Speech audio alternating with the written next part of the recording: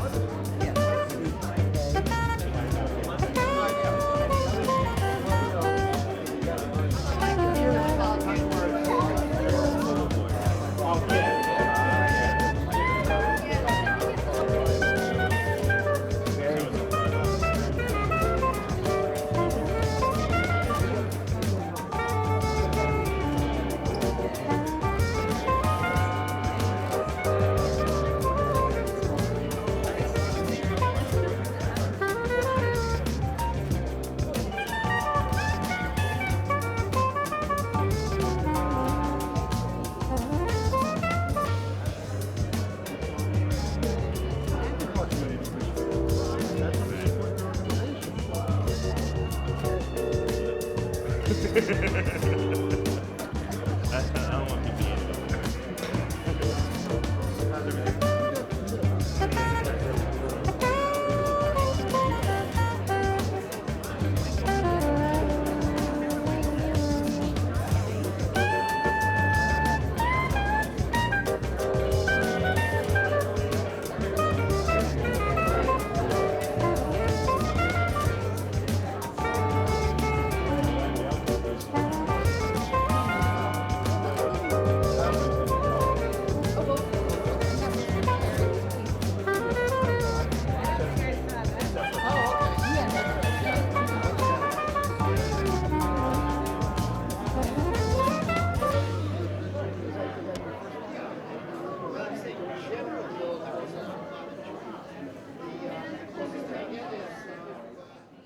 Good afternoon, and welcome to a symposium for the Old City Arts History Project. I will read from my script in a minute, but some of you are already familiar, have been part of this community, and so I'm encouraging you to share your recollections with us and to your stories and any materials. So this is still ongoing, so please do that. And especially, we're thinking about reaching a larger public. So I'd love to have your ideas again, some unconventional ways that we could spread this history. And for those who are here that are not familiar with this, I hope you learned something about this community and this particular time and place that really was unique to Philly history. So now, if you'll forbear, I'm going to read. Not so good at extempore. I'm Terry Fox. Now that's good extempore. Director of Philadelphia Dance Projects. And with support from the Pew Center for Arts and Heritage, I've been participating in a discovery process to research the role Philadelphia artists played in creating a community that was integrally tied to their own art creativity during the mid-'70s. Since June of 2018, Jeff Kane and I have been collecting and sorting through ephemera, recording and transcribing interviews, and sharing this material with our thinking partners, who are Brett Mapp, our community liaison in Old City, and curators Margaret Winslow, Melissa Ratcliffe-Burt, and Ishmael Houston Jones, all of whom have been involved in previous projects of keeping artists' histories and developing programs that bring those histories and their importance before the public. Now, you may ask why Philadelphia Dance Projects has taken on this effort. A dance presenting organization that has various projects, one, an Artists International Exchange, and others in presenting and educational outreach and professional development. This project grew out of a unique and very successful local dance history project that PDP developed and presented in 2010. with planning support from the Pennsylvania Humanities Council and significant support from the Pew Center for Arts and Heritage and the William Penn Foundation for implementation. For the local dance history project, I invited 5 peer artists, Michael Biello, Jano Cohen, Wendy Hammerstrom, Ishmael Houston Jones, and Dan Martin to join me in a presentation of our works we had originally premiered in 1980. It was a series of performances at the Annenberg Harold Prince Theater, and it was sponsored by the Painted Bride. To accomplish this, we engaged a present generation of dancers to perform the works as reimagined and reconstructed. Post this event, PDP has been creating a digital collection working with Temple University's Philadelphia Dance Collection, which is still in process. Some of this dance history that now also includes more artists from the era can be found on PDP's website. So this present discovery process then is an extension of pursuing an understanding of the roots of contemporary dance in Philadelphia, which in part evolved with independent postmodern artists here. A significant number of these dance artists were at the core of founding and/or creating and presenting work through Old City Arts during the 70s. The Old City Arts History Project continues to fulfill PDP's mission to share this understanding of a particular time and place of dance and performance. Crucial to this understanding of this evolution is the interplay with other artists in other disciplines, particularly music, theater, performance art, spoken word, and the visual arts. The Old City Arts History Project, then, is PDP mission appropriate because it is responsive to marking dance's presence and influence in our city. So it's been an intense 8 months of research, and we have more to go, as I said. Our database of potential people to contact and interview has over 150 names. Collecting and preparing an archive to go to the Special Collections Research Center at Temple is ongoing. Today's presentation is an inkling of what we have discovered, but hopefully will be comprehensive enough to communicate to you the importance of how artists indeed shaped a Philly neighborhood, and also how that experience forged their own personal lives and creative work. So please see our thanks in the printed program. We are really sincerely grateful to everyone who's participated, so please take a look at that. Jeff Kane and I were both artists living and working in Old City and intricately involved in our community at that time. It's been an amazing experience to hear from others to overlap our recollections.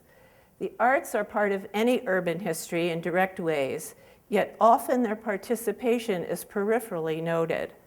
The historiography, who writes this history, then is important, and we are attempting to have artist voices at the core of this project. But our research has also included many collaborative players as possible. Jeff will lead you through this discovery process and our findings, and will show our plans to have this history on the web and how to continue to expand it. I am pleased that David Deacon and Barbara Dufty and Charles Guarino, whose arm I have twisted to be moderator, and Ishmael Houston Jones, all artists who participated in Old City in the 70s, will join us in a conversation with you about this time in Old City. And just to mention, Carmela Vassar Johnson is video documenting this event, and we would very much like to capture some of your comments and recollections as well. So your input about just attending, or if you have something historic that you'd like to record during the reception. We've set up a space, so please take advantage of that. Don't be shy. Please step up, see Carmela.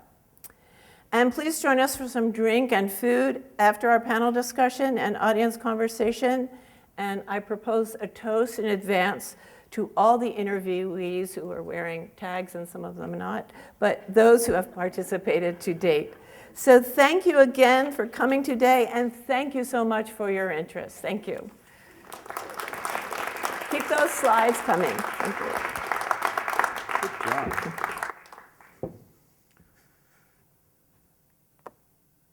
I brought my phone so I would have a timer because Terry and I worked out a little signal that she would pull her ear or go if I go off-road too far. The goal here is to, I also wrote a note that said, don't dawdle. So if I dawdle, you'll let me know. We've put together a little bit of a PowerPoint presentation over the next half hour or so. Hopefully it won't put too many people to sleep, but because of the demographics here, if you want to take a nap, you're perfectly welcome. And we thank the few token millennials who've agreed to show up. And as I talked with Rick Committer earlier, we were talking about having this in the afternoon so that everybody could make the blue plate special before 6 o'clock at the Continental. So, thank you and welcome. Let's see if we can.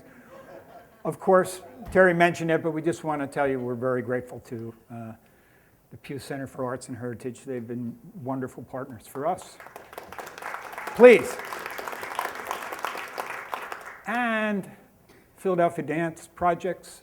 Terry's done an amazing job. You do great projects. It's been inspiring to work alongside her and to go through this. So. Yes, yes, yes, yes, yes. So a word about photography. For one thing, all the wonderful folks who have contributed and shared their collections, shared their inspirations, shared their stories and everything, it's been amazing to see and kind of like time travel and pretty special. The photography tells the story as well as anything. We've been fortunate enough, David Deacon gave us this amazing collection, it was on playing earlier, of just things that he, in his wisdom, decided to capture from that time of just all the places. And his work is sprinkled throughout this. Helen Jones has some beautiful, emblematic black and white work that you'll see. It's on the cover of the program. John LaFont gave us a ton of stuff, a little bit of Super 8. All these things are wonderful. In addition, there is a lot of other photographers whose work is here. Some are unknown, some folks we may not have identified perfectly, but there's just a lot of stuff. I imagine most of the collections have lived in these various cardboard boxes and stuffed under the bed and in the basement. You probably many of you might have some of this stuff. So, Old City, here we are. We wanted to talk a little bit about this neighborhood, just going back and visiting there lately. It's not unusual to sort of harken back to those days. It's somehow, how did we get here? You know, this is where we've come over 4 decades. So we focused on Old City arts from 1975 to 1980. There were artists who were there in the late 60s, and there were inklings of things that were developing, and it seemed to create a critical mass that started to appear in the early 70s and heading into 1975. We stirred up this article from Evening Bulletin when they insisted on adding that E to old in Old City. Fortunately, we've gotten beyond that.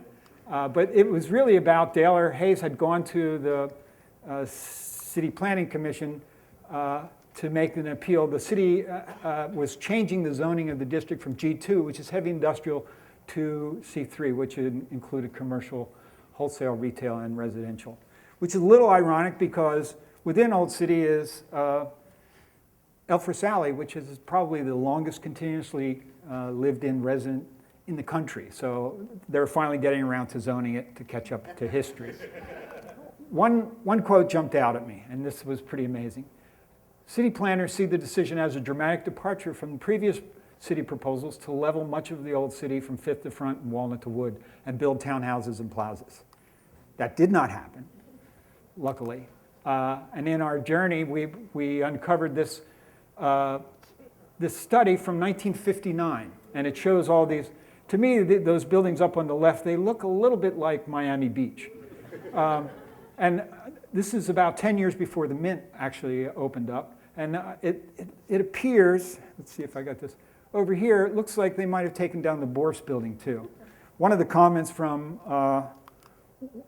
that newspaper article was that they plan to keep Christchurch and Elfress Alley.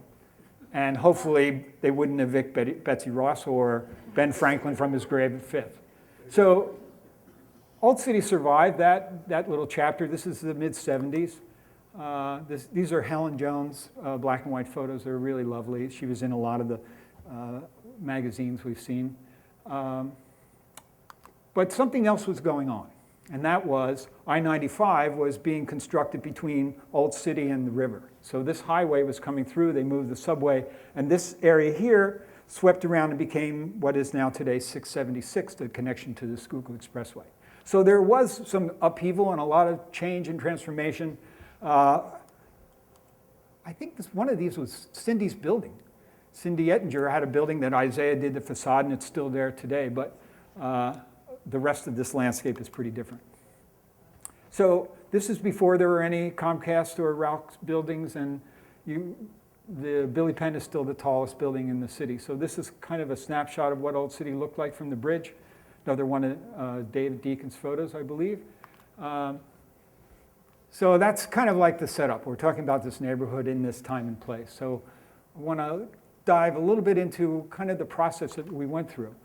The project was really initiated to examine the relationship to place of these artists and to consider how the work of the artists of this era sparked a physical, social, and cultural transformation. And I think it's still going on today. It's changed the reinvention of Old City, and it continues to have its impact, I think. So Terry talked about our discovery team. It's been really a great experience. We met regularly every month. We bring people in from Delaware and New York, and we'd get together and we'd share these things we'd find, and they were terrific partners and soundboards in making sure that we could wrap our arms around all this stuff. You know, it's an amazing amount of things that we've uncovered, and we would, you know, try to figure out, okay, what do we do with all this stuff? You know, what about the, and each time we'd get together, we had some new information that we were trying to process and digest. So it's been a great experience.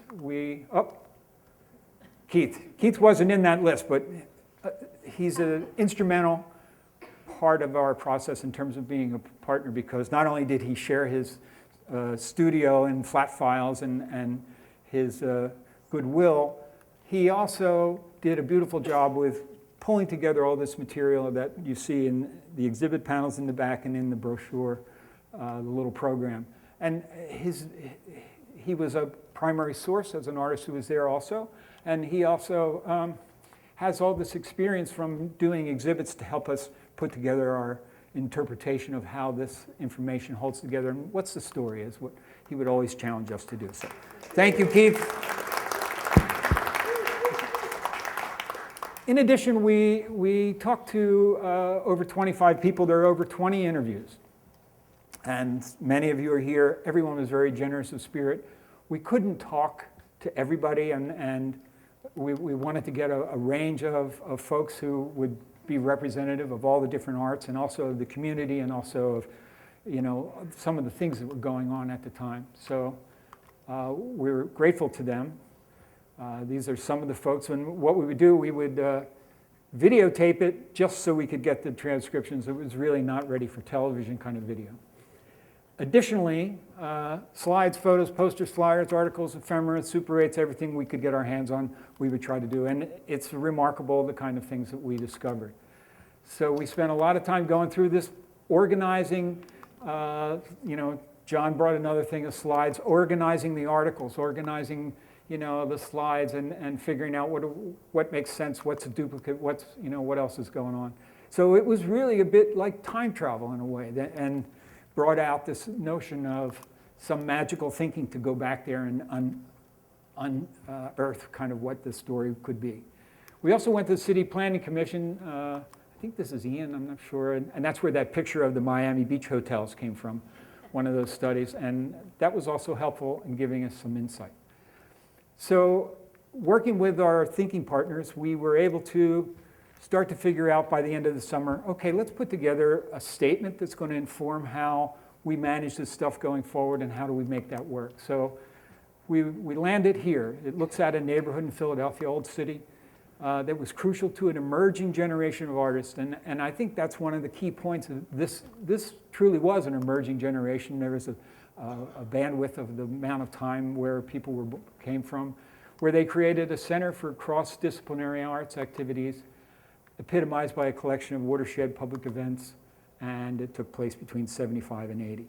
We started out trying to tackle 1975 to 1985, and we quickly realized that, in fact, a lot was going on just in this window of this 5-year period where there was continually things going on.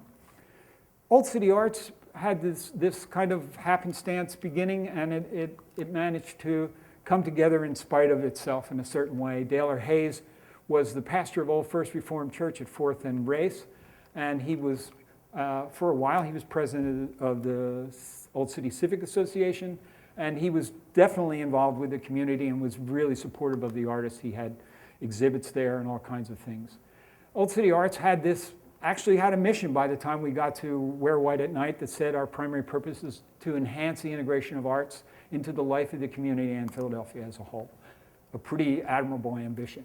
So right around the winter of 1975, folks had started to come together and talk about, well, we should do some stuff. Maybe we could do a little festival. And ironically, in the spring of 1976, Philadelphia Magazine had this spread on Old City that was called Soho on the Delaware, which was probably its undoing in a way. 217, there's Sig and Ataj, Clay Studio, Jody Pinto, Harvey Silverman, Malcolm Berman, and Kyle Hammond had a gallery. So it was, a pretty interesting look at an overview of kind of what happened. So what happened next was there was this little festival planned in spring of 76 from May 1st to May 9th. Jess Grew came from a book that some folks were reading, Ishmael Reed's Mumbo Jumbo, that talked about people being inspired with this virus to dance and to be joyous in a way. And so we sort of appropriated that. Also, this was 2x2 was Bricolage's second performance probably, and they did it in an interesting artist loft space north of the bridge on Bread Street. And it was sort of the beginnings that they were going through that. There was performances, a number of people. That summer we had a block party under the bridge from 6 to 12. There was beer. You couldn't do that today if you tried to go under the bridge. You would just have to go through too many hoops. But one of my favorite parts is it said, $2 admission entitles you to a portion of beer and food. Not all of it.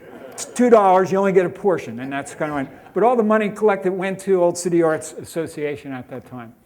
And then by the fall, the schedule expanded. More and more people were coming in, and more people were appearing to participate.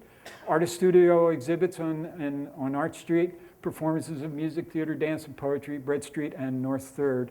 I think this was the first time Two Men Dancing, Ishmael and Michael, did one of their first pieces at Bread Street Studios.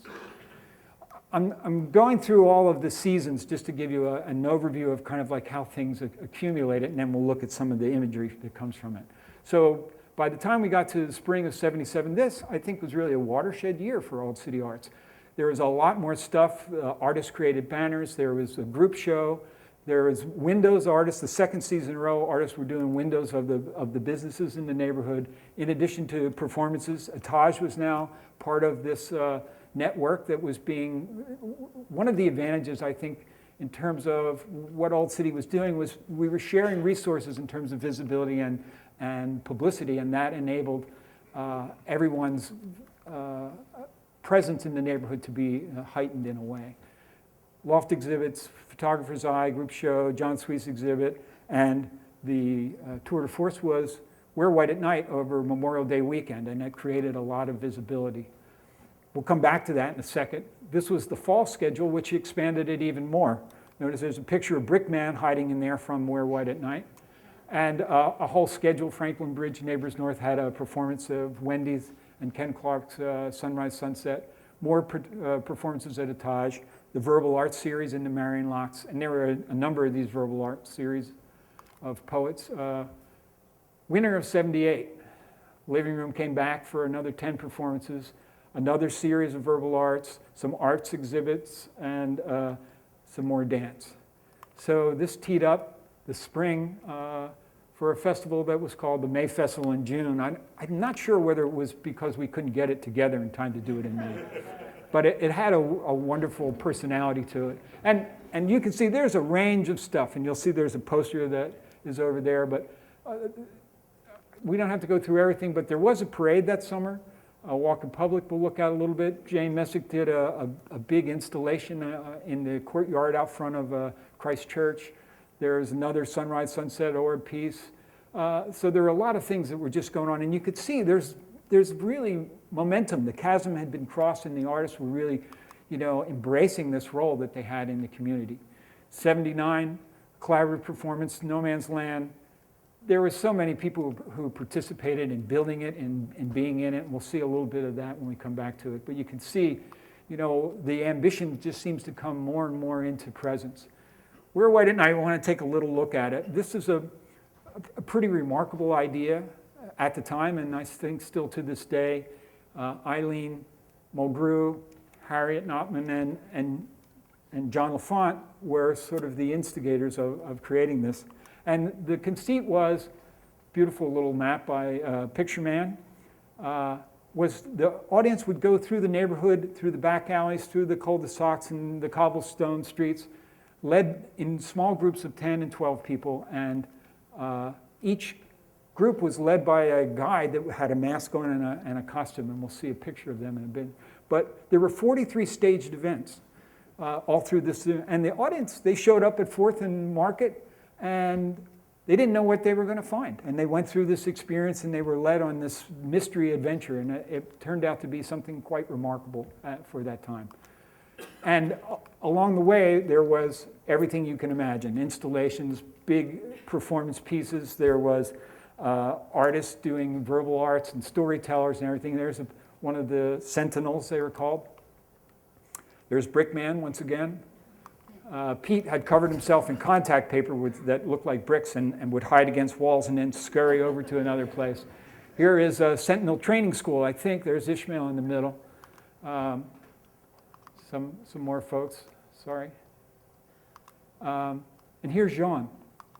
She was telling stories. She was a tourist. Here's another storyteller. Charles and Daphne are in this shot.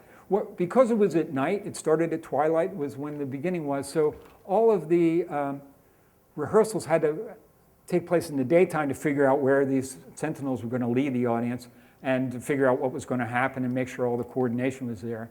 And it was also, the photography didn't work so well at night, so you won't see a lot of night photography, but these are the rehearsals in daytime. This was a box dance that Terry and a couple of dancers did out in one of the parking lots.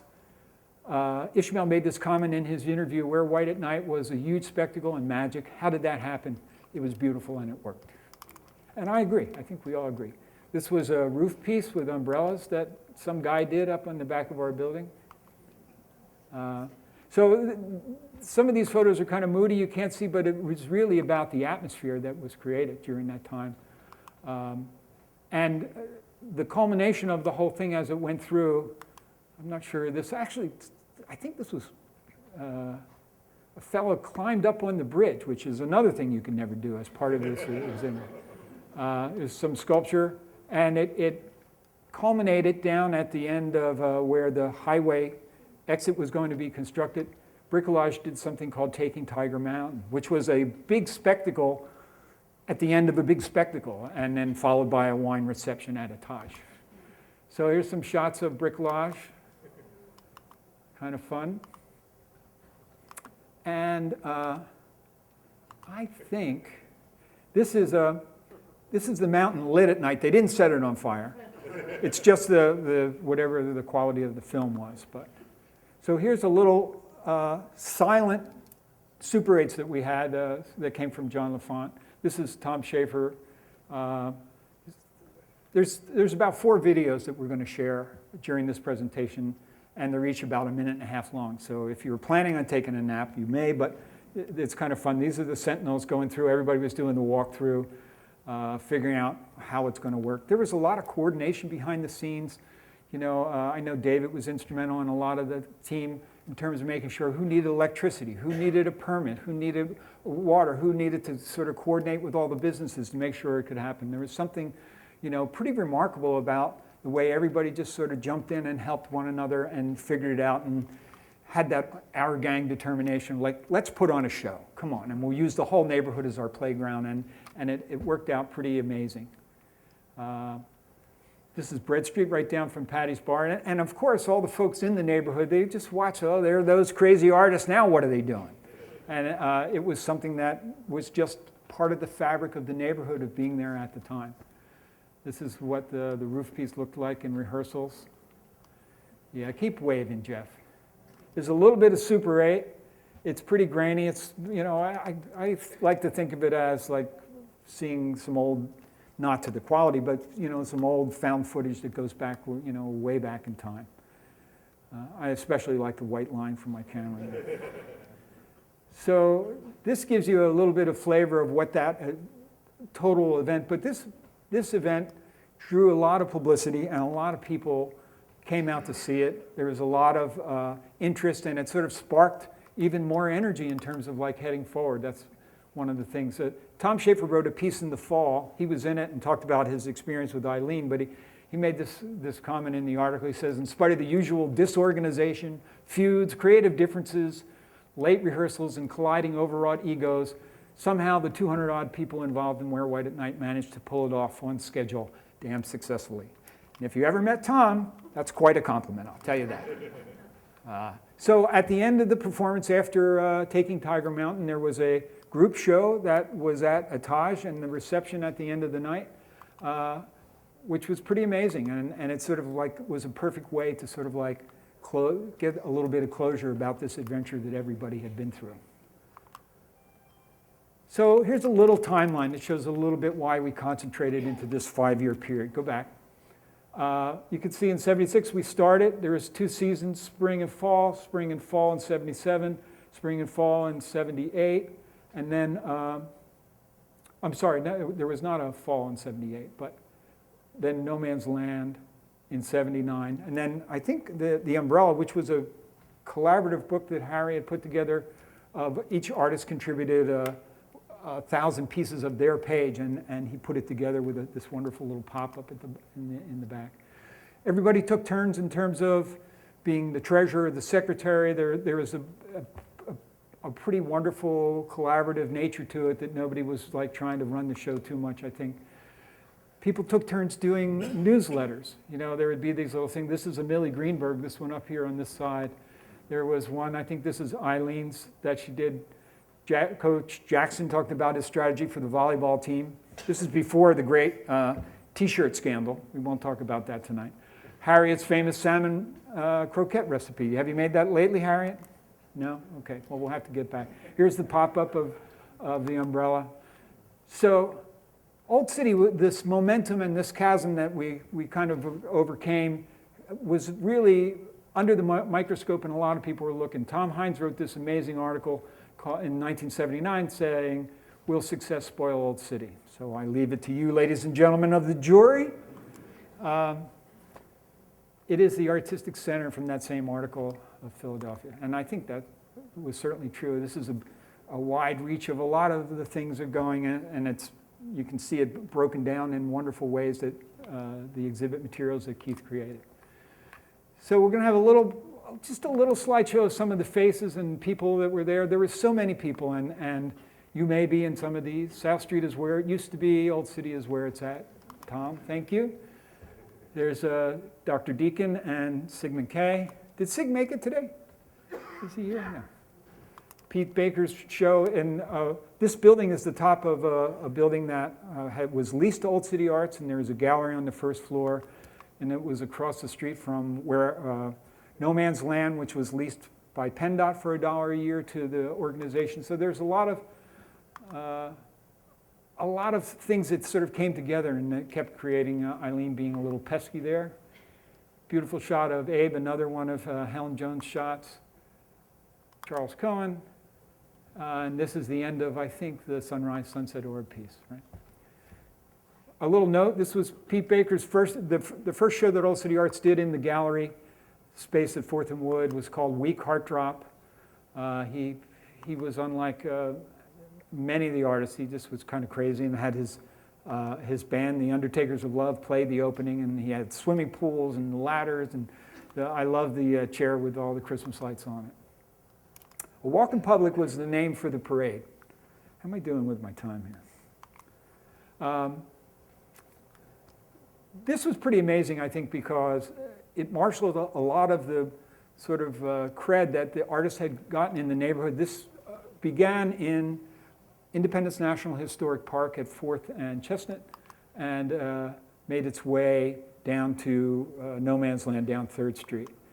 Some interesting characters, there's many of them. The arts are taking over in Old City. I like this quote because not only did we get to use Independence National Historic Park, I think Hobie Kaywood was the head of that at that time.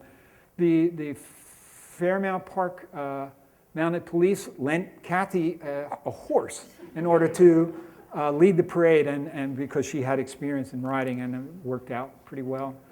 So a lot of characters. There's a John Fishman.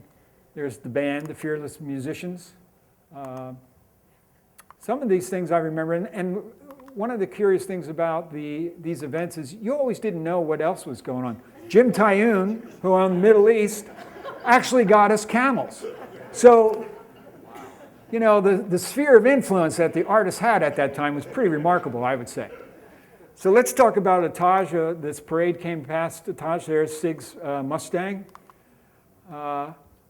This was in his mission right from the beginning, and I think it's very telling, to provide working artists and performers with an alternative space and a sympathetic atmosphere in which to create and to present. He stayed true to it. There was theater, there was amazing things, and he was very consistent. You know, everybody knew Sig. He was a great, he still is. He was a great marketer in terms of we saw his archive, every single listing in every newspaper. He had a Bible that he kept track of all that. And he would show up every week, and I said, Sig, didn't they get tired of seeing you come every week with some new performance and some new thing? And he said, no, sometimes it worked, sometimes it didn't. So yeah, music, dance, films, even mime, which is important because there aren't many mime artists around anymore that I know of.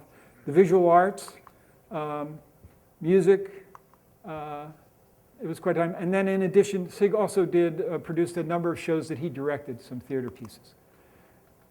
1981, he finally gave up the ghost for Etage. This is a wonderful article that just talks about how consistent he was and the great things that he did there. Talk about bricolage a moment.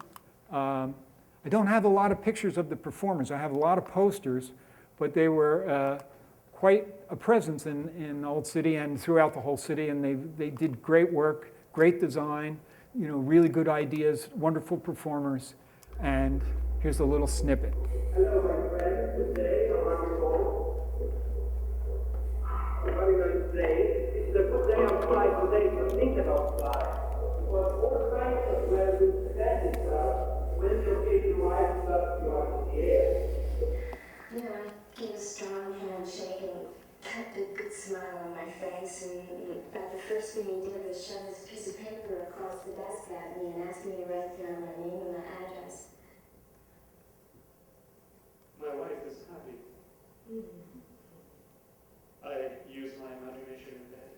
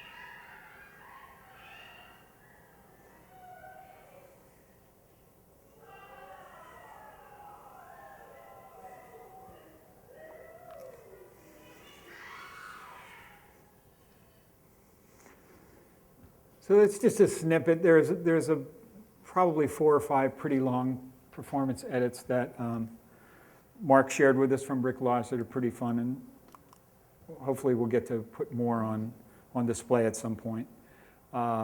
There's a few shots of living room, which was pretty amazing experience. There's over 30 performers in the 2 runs. A lot of artists contributed to building the sets, and it was truly an amazing collaborative experience for many of us. Bread Street Studios, Steve and Kathy did a wonderful job fixing up their studio and had a lot of performances there before the bride moved there transitionally, coming from South Street. There was everything you can imagine, wonderful dance performances. This is one of Antonio's. There's a lot of posters. There's a lot of stuff and materials. There's Michael Antonio, I think, that one. Clay Studio, I don't have so much materials. We did talk to them, and they sort of had their own kind of energy, and they moved a couple of times. They had a place that caught on fire, but they've been an amazing staple in the creative community in Philadelphia for a long time. Some of Wolfie's stuff, some nice photos from Thomas More. Charles Grumbling's beautiful little gallery he and Emily had at 219 Art Street. They did some wonderful verbal art series, some beautiful art. There was a box show. There's a lot of things. There's so much stuff that we've been able to unearth. This was one of Elizabeth's drawings. I don't know if you remember seeing her in the neighborhood. She was a beautiful artist, and she did this. The top floor was a dance studio on 217, and then eventually around the end of 78, the first floor became a performance space in which there was all kinds of music and everything. This is a little snippet of Terry's dancing at rehearsal.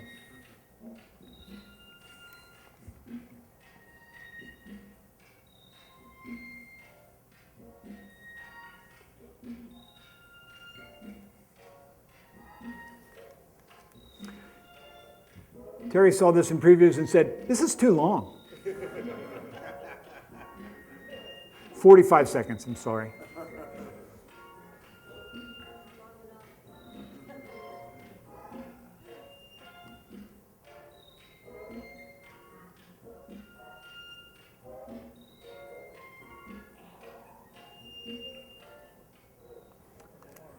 Kind of fun.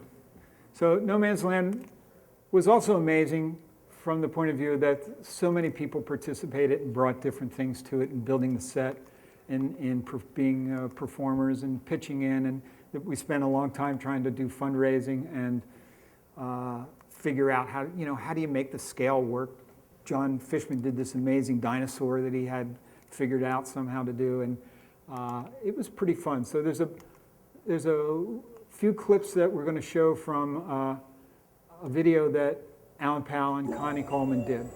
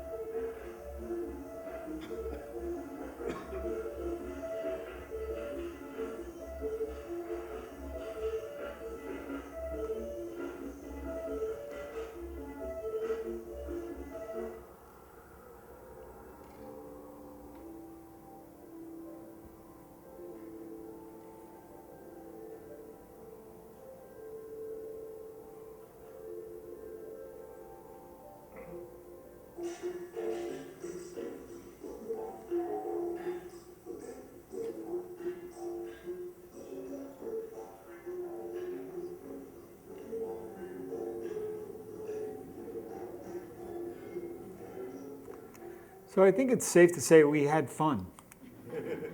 And that was one of the amazing things. We just want to spend a minute on talking about the website, which is being built. We've been trying to struggle to figure out how to organize all this material and make it accessible. It's underway. We'll make an announcement when it's going to be launched, and we'll reach out to all of you. You know, including trying to have an opportunity so people can, if they have some interest, they can put input in offering up their things if you have some ephemera comments or ideas. So there's my time, 35 minutes and 36 seconds. Thank you very much.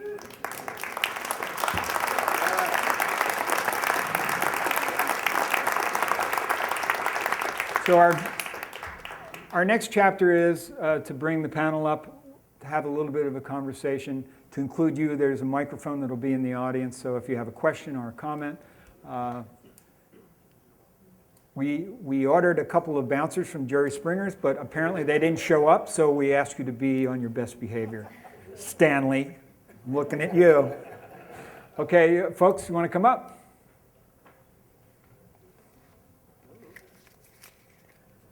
Did I dawdle? Dare I? I know what I can do now.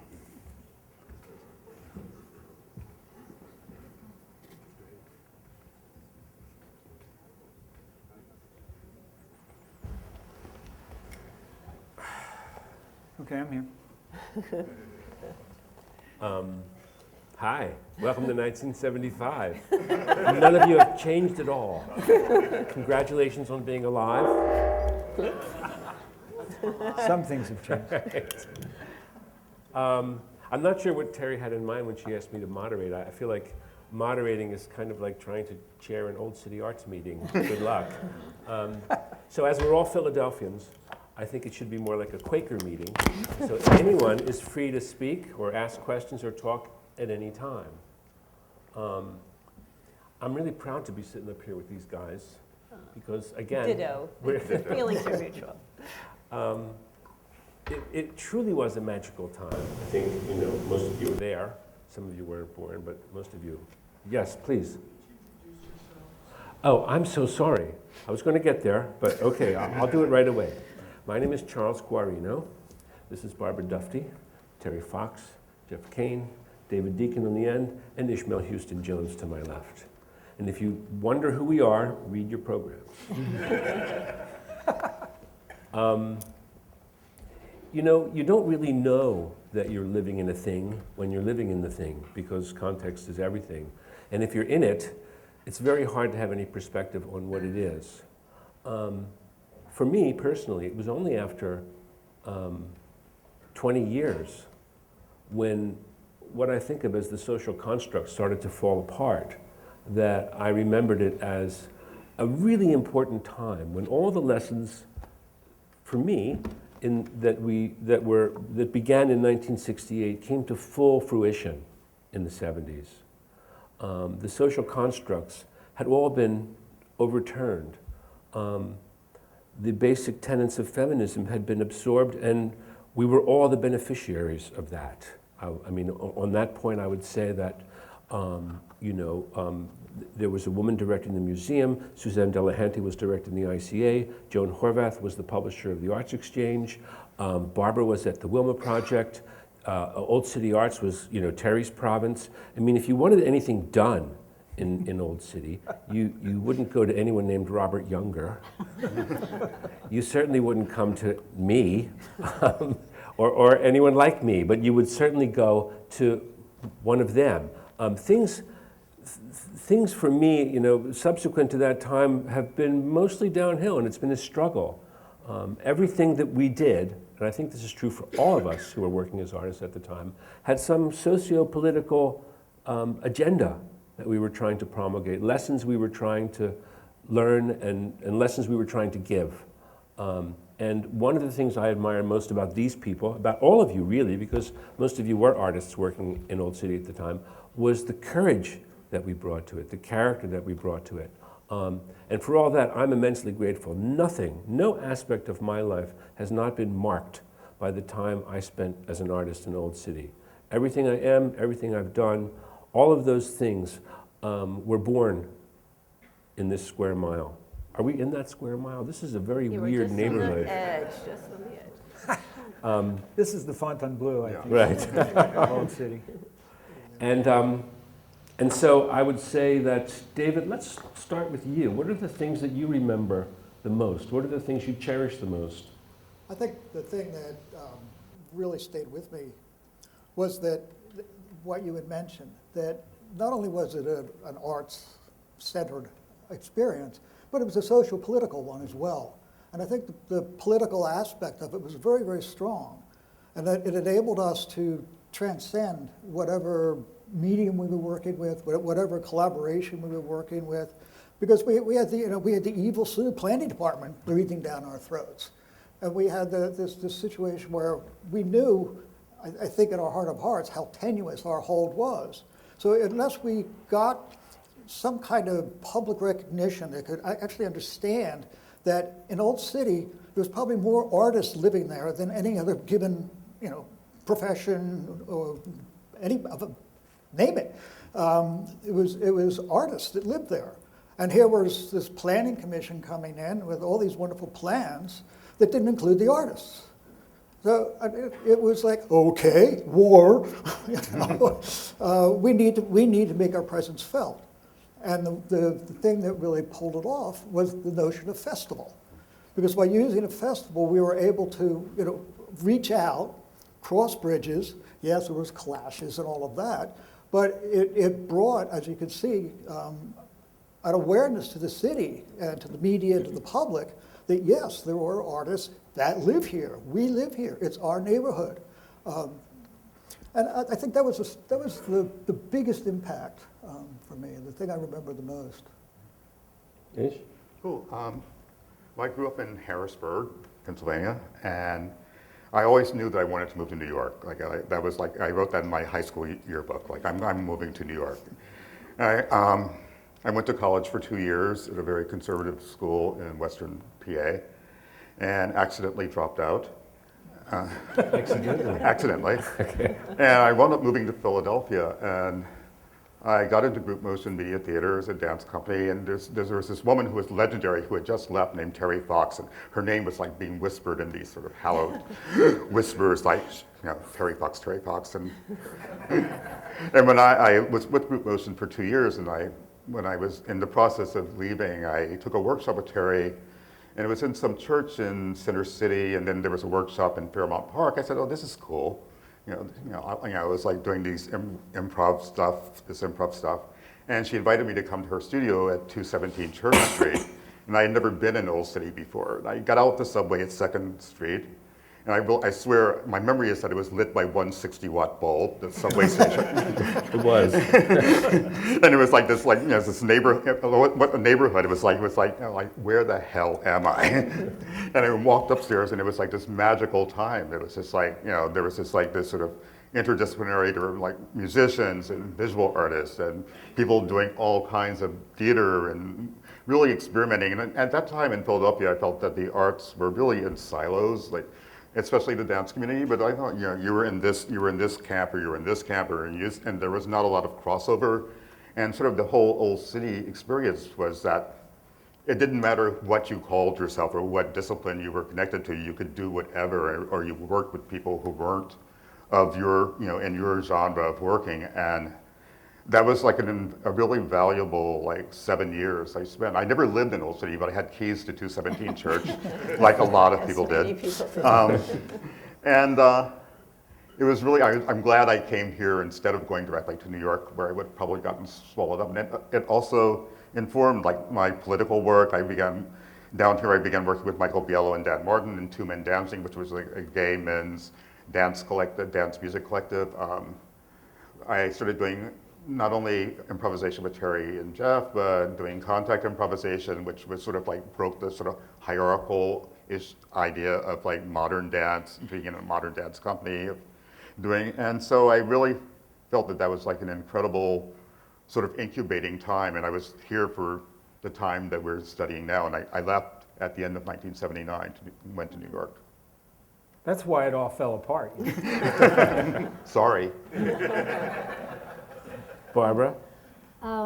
Well, I was at the Philadelphia College of Art in 1975, which is now the University of the Arts, and my teacher, Gerald Nichols, we had a conversation where I said I didn't want to do anything 2D anymore, I didn't want to do anything 3D, and he said to come and audition for bricolage. So I had no idea what I was getting into, but it seemed to really fit what I was looking for. It wasn't painting, it wasn't sculpting, and I was a very quiet person, and I was amazed what I would be willing to do in public again and again over those 5 years. So Tell me about your audition. the audition, I came in a long skirt, and they said, do some, I can't remember what the instruction was, but I stood on my head, the skirt came down, and I talked about living in Africa, the servants that we had in our house. So it was like a complete anomaly, but I got in. Definitely. So I it want was to kind just of like interrupt that. you to say, pretty much anyone who showed up for an audition got into bricolage.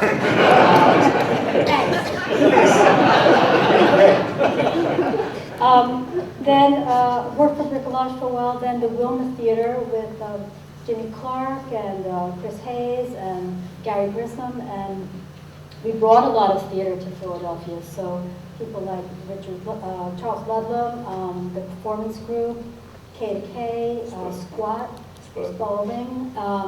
So it sort of really was the next step for me, where I left Philadelphia in 1980 to go to work for an artist in New York, Meredith Monk. So I got totally immersed in this world. I did some booking for bricolage. So it was the 5 years that really set me up for the rest of my career, and it's really great to see what you've done. Thanks. So you get to say so too, I think. Oh, I have to say something. I thought I said everything. I guess what I want to just reference that while this arts community is going on, there is a backdrop of planning going on. So this idea that that there's yeah, I know. I'm trying to be diplomatic, but I feel like there was a real obliviousness on the part of the artists to their destiny within this community, and that they moved on to Northern Liberties and to New York and Berlin and San Francisco, and some stayed and went into doing other things. But I feel that the arts community around them weren't ready to embrace what they had.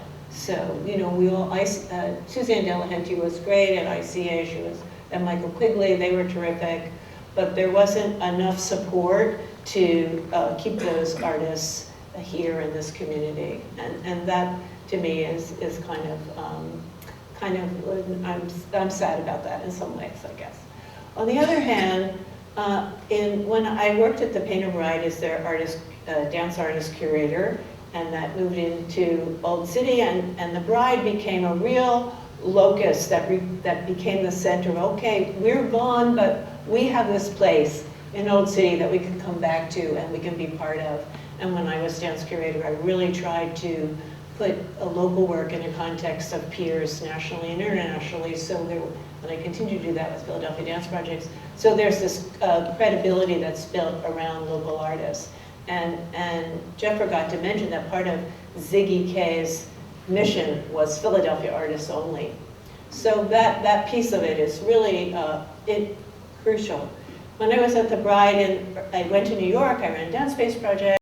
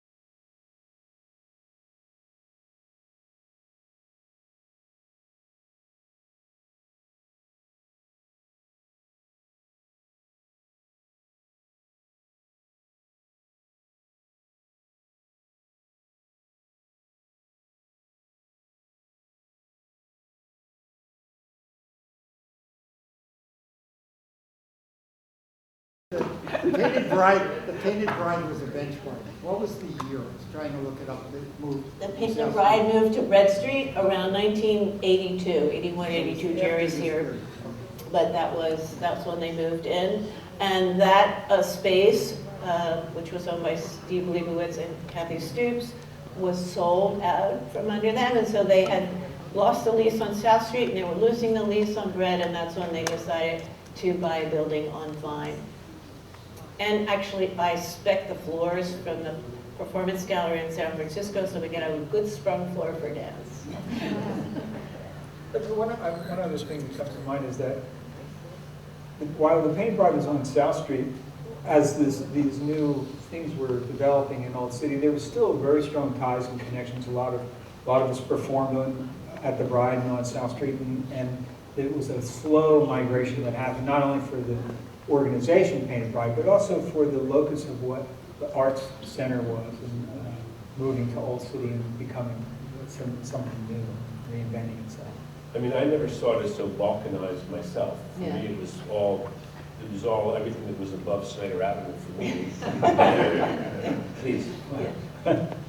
So the first thing I want to say is thank you. This project it's mesmerizing and luminous, and I feel so grateful for it.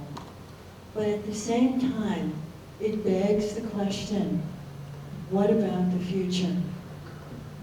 And is there something here in this magnificent work that you're doing that has implications for the next generation of artists in this city? Can I speak to that?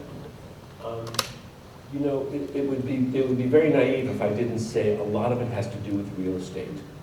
As somebody who's lived in New York for the last 40 years, I can tell you, the arts in New York are so much a consequence of derelict neighborhoods being taken over by artists who make them attractive to a greater public. And it creates a kind of a nucleus for people to, gather around. And that was certainly the case in Philadelphia. And it was the case on South Street prior. I would say this, one thing that truly was transformative, certainly for me, was the idea of collaboration. And that was something, people talk about collaboration, but it's very difficult to see it realized in real life.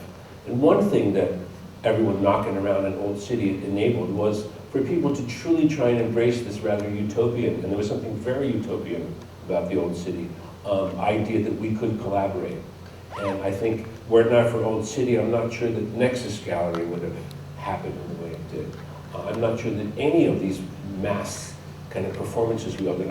Bricolage could not have existed were it not for the idea that, like a Quaker meeting, we sit in a circle and everybody gets a chance to speak. In the rather, and sometimes naive assumption that the good ideas will come out. But I think it would be very naive to think that you can plan on the future when it comes to the arts. As far as I'm concerned, these guys would have to tell me I'm wrong. Most of the things that happened in Old City were really circumstantial. They had to do with cheap real estate. They had to do with people of the same socioeconomic means, the same level of education, and, as you say, the de-balkanization of the artistic community. Because, as I think it's in that brochure, you were either from PCA, or you were from Tyler, or you were from the Academy, and that was your group, and just stay in your hole. In the Old City, all bets were off, and that was real estate. One of the things that I learned actually in being a thinker is that actually the real estate history. We talk about Jeff brought up the whole history of the fires, which I didn't actually know about. That this neighborhood was under was being planned out of existence actually, and that's why the rents were cheap, why people were living here cheaply, and that people were actually setting fires for properties, and that real estate was actually a real key into what happened here. My landlord was a great firebug. I also think, to answer your question about the future, and what could someone younger take away from this, and I think we've hit upon a couple of points. One is collaborate. Break down the walls between your conception of what you think you should be. Engage with the artists around you. Because for all of us, I think that was one of the most eye-opening experiences, because we all came out of traditional education, even if it weren't just a couple years or whatever. There was this compartmentalization, and that message I still think is valid for the future. All the others, yes, the economic situation, it was one of those kind of like perfect storm moments that you can't reproduce or you can't plan. Well, and also there wasn't a significant funding going to any of these groups, and now you really could not exist without a lot of funding, government, city, foundation funding. And for me, I was able to do whatever I wanted in that 5-year period, just waiting a few tables and having very, very cheap rent. So in New York, that's really impossible now for a new influx of dancers and performers coming in. The rent is so incredible. So no one really has that breathing room to really come up.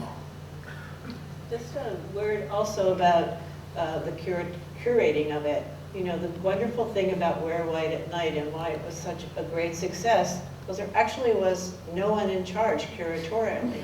You know, everyone could participate, and the audience got that. You know, and Richard Bled something like nobody bought it. You know, like that kind of freedom for you to try things out. And also the understanding that everybody gets to do that, you know, and there's a kind of spirit around that, you know, letting people just do things, you know, without constantly, you know, it's got to be this kind of thing because we're targeting it to this kind of audience or whatever.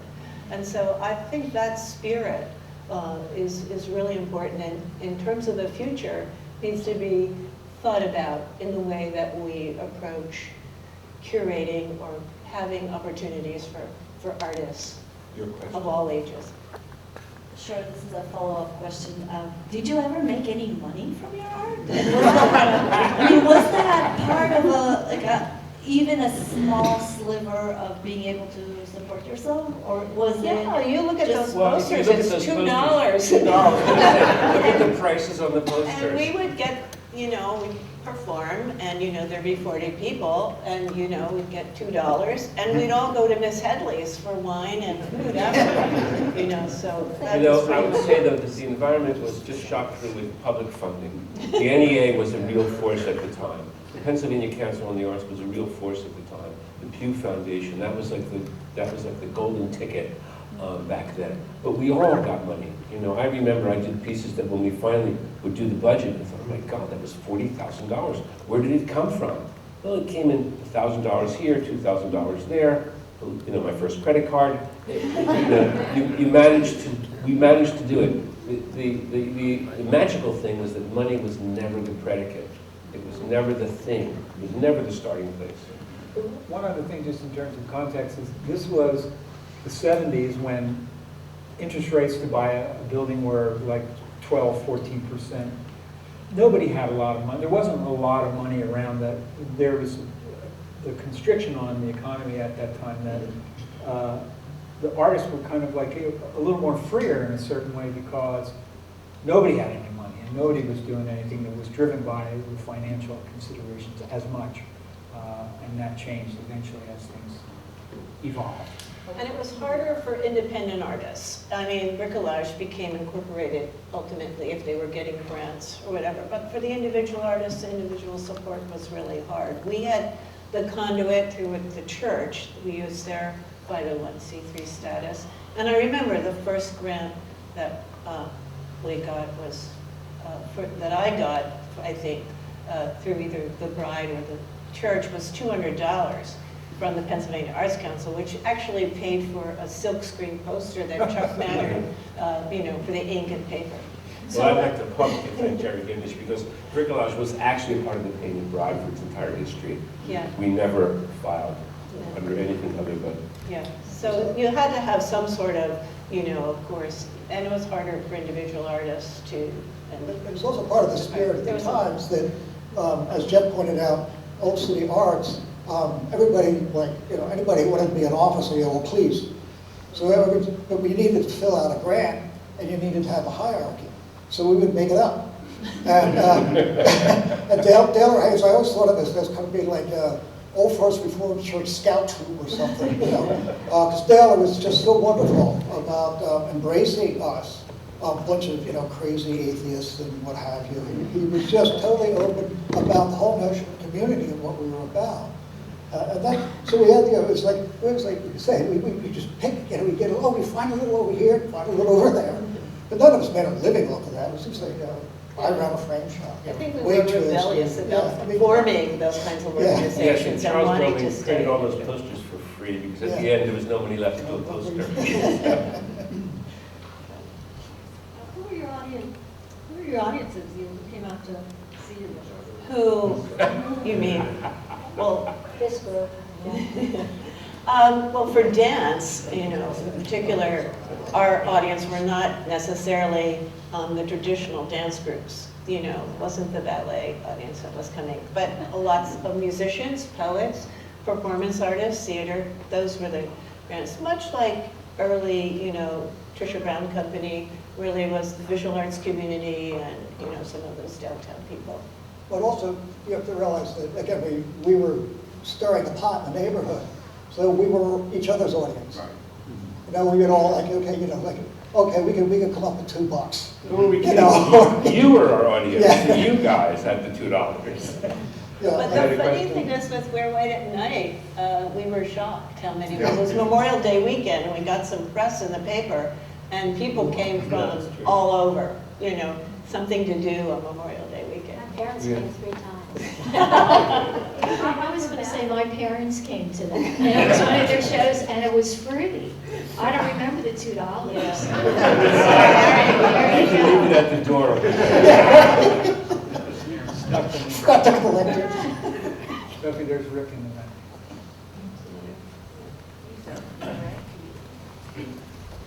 Yeah, raise your hand high so we can get you a mic. Hi. Well, you know, it's wonderful to think about this. I'd like to answer Carol's question a little bit because there are these really interesting nuclei forming in Philadelphia, and I have to assume they're forming in other places too. So you go up to Kensington and Fishtown and Tarsdale and Tacony, and there are these big industrial buildings that have now become a hub for all kinds of artistic and creative forces in Port Richmond. And so I think that what happens is that, as Charlie correctly says, the low rents and the real estate are part of it because that's how we got started on South Street in the 1960s. And when we came to Old City, it was a similar kind of process. And it moves on, and it moves on in this very organic and especially dynamic way because the artists make that kind of dynamism. The energy between them is that exact glue that makes that happen. And so the Painted Bride, of course, was a really important center, and it was really the foundation before anything else was going on South Street except for Theater of the Living Arts, which was the really beginning of that whole process. I mean, it was an artist community in the South Street situation of the performers themselves who lived in these abandoned buildings on South Street, as basically we did when we first came there.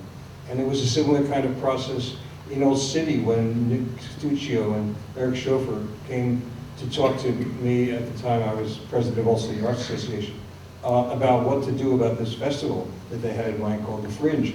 And it was easy to figure out because you could have chosen you could have rolled a bowling ball down 3rd Street, you wouldn't hit anything. I mean, it was an empty bunch of buildings that were going through a transition.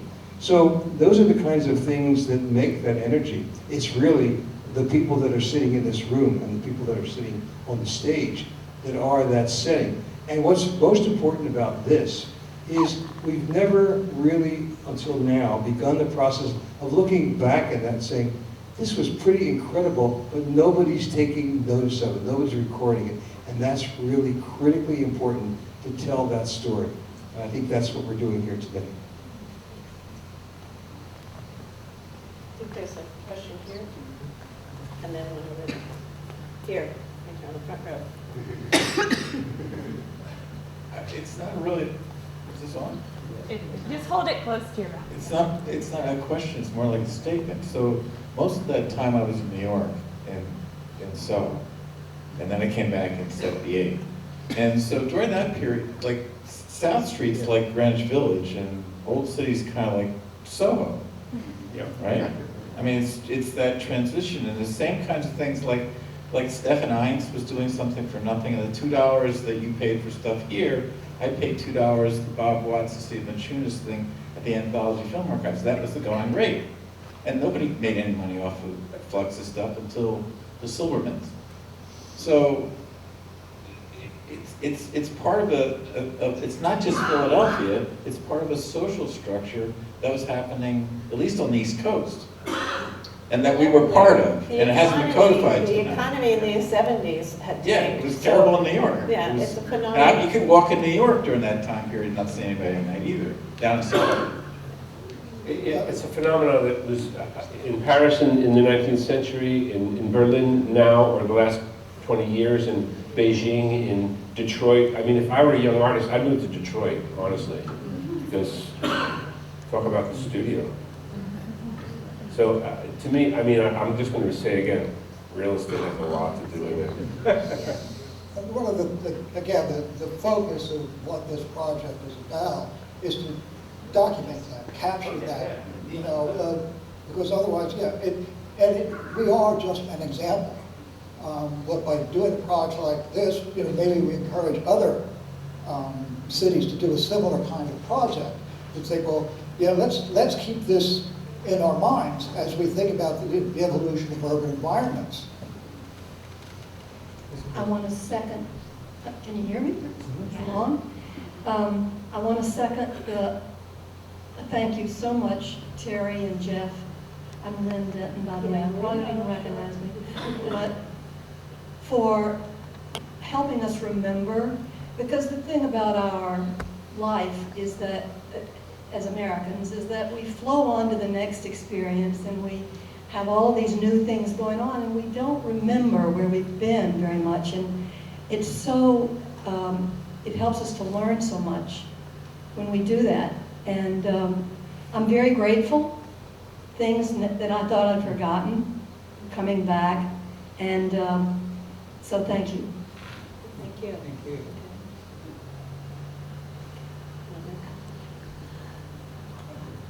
I just want to go a little bit back to what Carol was asking about how do we give this over, or how do we, the younger artists come in. They need to just go find it, is what I feel, or find it. It's more to me about passion. There was no map for what it is that we're talking about here. It came from, and real estate and all of that, wherever all of that is, it doesn't stop you if you need to express. If I need to express myself, like right now, which it was hard for me to pick up the microphone, there's like a moment in time where you have that opportunity to join these forces together, and I pray to whoever that might be, that there are young people in the world that find each other and create new community. And it doesn't have to be in this town or Kensington or wherever. It sort of comes from being at home in ourselves. Like I'm finding, this is church of some kind. It's an honoring the spirits that brought us together, that bring us together. When I left Philadelphia and went to New York, and that's kind of still where my art community is, I feel. I go there to do my work, because in Philadelphia, there's a bit of a, I don't know, I came back here to help my parents to pass and all that, and I ended up staying, but when I came back with very intense queer work, it was not, the Painted Bride was not there anymore for me because of grants and things that in that time that were not, we couldn't put words like that, like queer, into that. Boxes are built here. They're built in New York, they're built everywhere, but I want us to somehow through this is not even history to me, this is like the future. I'm feeling it as the future. we can all just stay be, if we could all just be. Thank you for this. I mean, I'm moved by this, and I'm being moved that New York is here, Philadelphia is here, there's always been this with it. I mean, I lived there 15 years, so, and I know what that is, and to be here, no matter where I am, it's about passion. There's a lot of passion in this room. Just to speak to that just a little bit, I sort of started here. One of the things that was truly magical for me in this period of time is there were no boxes. We didn't have, everything was, there was an equality between men and women, between gay and straight, generationally. I mean, and it was just our vocabulary. It was anathema to think that you would have these kinds of distinctions. And again, I'm sort of sad now. I feel like we've taken some giant steps backwards. But in 1975, I'm going to repeat, all the lessons of the 60s, we'd taken them on board. So there was I just don't know anybody who felt as if they were limited or inhibited in their ability to express themselves in whatever way, because all bets were off. And that's what gave me the life that was all subsequent to my time in Old City. And it's beautiful to see that we're still doing it. We can still do it. I've seen Ishmael and dancing with him at 25 years old or whatever. We're doing our work, and nothing's really going to stop it. Okay, two more questions, or? You've talked so eloquently about how Old City shaped the arts, and that magic moment existed when you could get funding and it was cheap to live there, and you could, work across disciplines and all of that. How did what you did shape and change the trajectory of the neighborhood of Old City? The fact that you were there, I mean, you've talked about planning was headed in one direction, and it kind of sounds like what you did turned that, but how did your presence change the future of Old City? I think the answer to that would have to be the planning department. I don't think that we had any kind of control over that.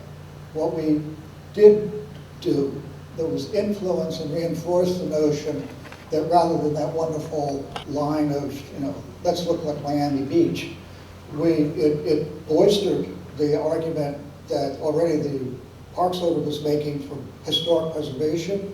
Preserve these buildings can be used. They don't need to be just torn down. And so I think it was maybe subliminal, but when you look now at the number of galleries still in Old City, it adopted, and I think it influenced decision making at the city level to say that, all right, there's qualities here that we just don't bulldoze, we just don't go with like the latest greatest scheme. But in terms of maintaining any kind of livable environment for the artists, no, because as it's been discussed, artists have this funny way of finding these little vacuums because they're not working for money. They're working for, as you said, a passion that they have. And it's what directs you live with a wood stove or a hot plate, and you don't care. Because you make enough money to keep that rent, but the rent's got to be cheap, and do your work. So in terms of influence, I think it was subliminal. People may not realize that they weren't the third generation of part of the city, what the rents were. If we talk some numbers, I mean, it was so ridiculously low. I know my girlfriend, Jack Parley, split a loft with Eileen for $150. So her rent each month was $75. You could do a lot of things with the money you're not paying in rent. And that's why it happened. And, find that again. Well, you're going to have to go to another neighborhood. A cheeseburger was only $1.12 at the Converse sneakers for $5.95 at Sarsconi's Italian shoe store, that picture. Yeah. There's one more question? One more? Oh, and then, all right, last question. After this, Emma had a question? No? Okay. Kathy? Thank you. I don't know all of the great minds, leaders who are involved in Old City Arts. I can say that I knew fairly intimately Terry's, and I just wanted to say that if you could move, Terry was interested in having you, join on. And I still, to this day, whenever I have something really hard to do, I picture myself in your studio, Terry, having to improvise again. Oh no, as we were preparing for one performance or another. But I feel, even though I do agree we were all very different in our arts, and we all came together, but it did take some leaders up there to guide us beautifully. Kind of schmaltzy. And we can't end there, we need something. Well, on behalf of Terry and Jeff, is all the people were thinking, and you guys were thinking, Barbara and I were asked to think. The important takeaway is that we needed help. We're always bringing people along. We can do it ourselves. But thanks for coming in, and like any one of our performances, we expect you to mill around in the back afterwards and give us compliments.